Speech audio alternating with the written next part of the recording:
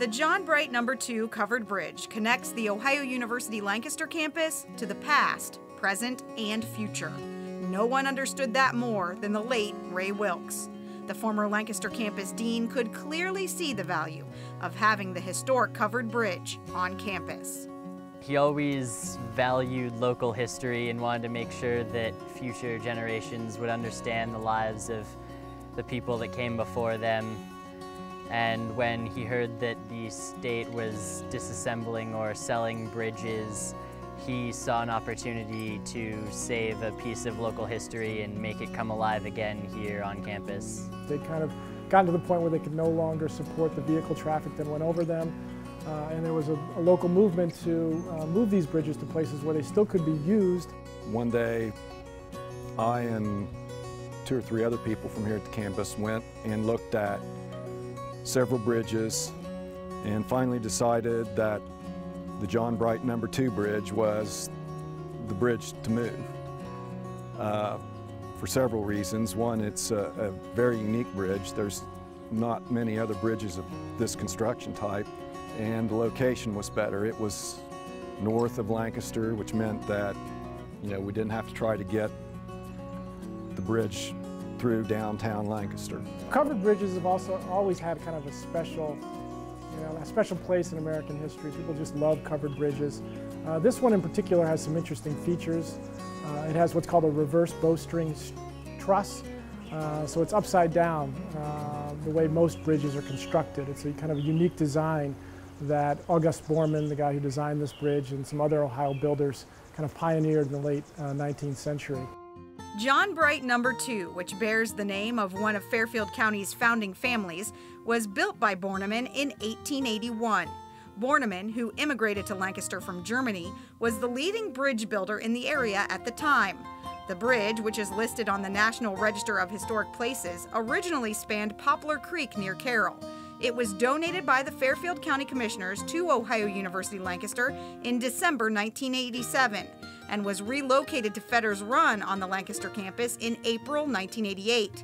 The bridge was moved to campus primarily for preservation, but also for a practical purpose, to improve access to the Lancaster Festival.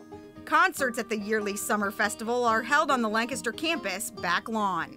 We had 2 wee little bridges, and we were bringing, 8,000–10,000 plus people over here for a concert, and then, there was a big bottleneck getting them out. So we decided that, we'd try to move a bridge. And, I thought was a good thing for the community too, just to preserve a bridge in a setting where it's actually across the creek.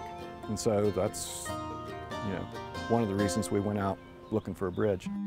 Most everyone agreed that bringing the bridge to the Lancaster campus was a good idea, but getting it there, now that was no easy task. The first hurdle was finding the money to move the bridge. Wilkes was eventually able to secure funding from the Nanny B. Martin's estate, as well as donations from individuals, civic organizations, and the county engineer. With the money in place, it was time for Phase 2, physically moving the structure down the road. The bridge as it's set across Poplar Creek didn't look anything like it does now. I mean, it was a wreck. No siding on it, and to keep the moving costs down, we took the roof off.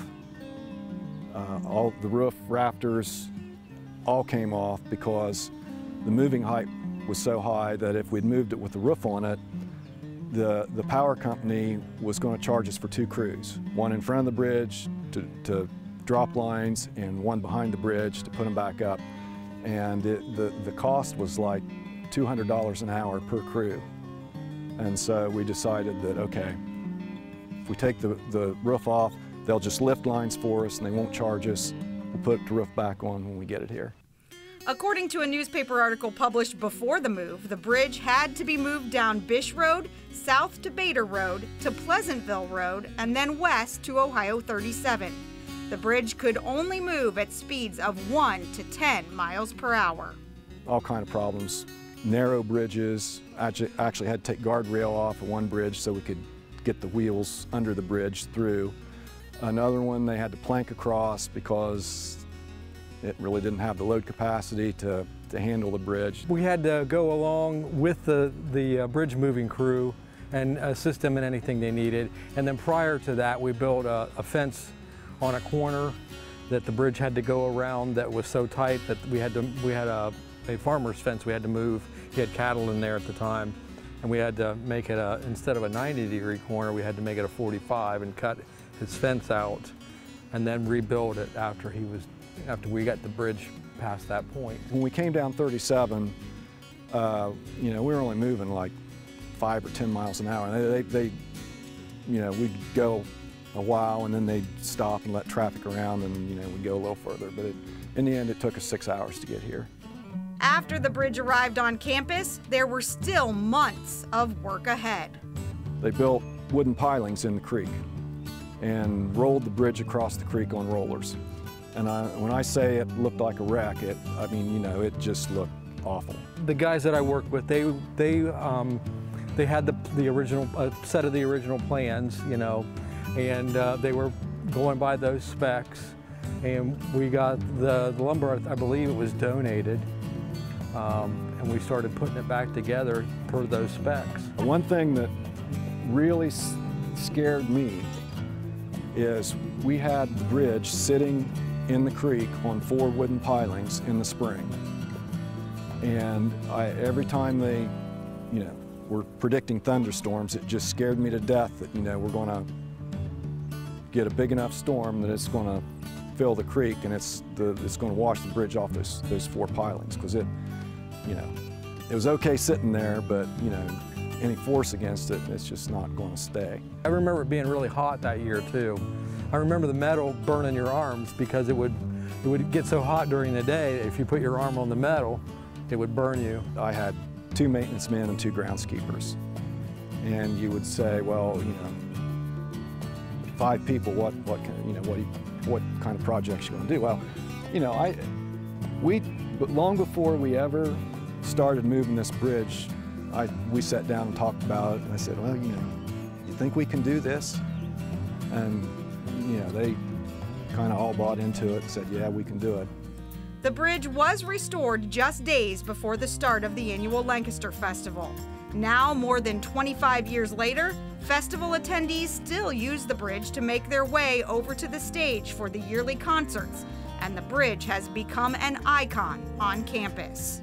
Anytime somebody comes to campus, I always make sure to tell them to, you know, get a chance to go out back and you know, walk across our bridges, because it is a great, you know, it's a great thing that we have these here. I mean, it really is a unique feature that makes the campus, you know, very, very interesting and, you know, historical. Former Dean Ray Wilkes loved the bridge so much that he did a watercolor painting of what it looked like in its original location near Carroll. It is currently hanging in my dad's office, and he's always kept it there, and it reminds him of his dad and all of the things he accomplished at the school and in his life. And the bridge stands on the Lancaster campus, reminding all who see it of Fairfield County's rich history and of Wilkes, a man who had the vision to bridge the gap between the past and the future.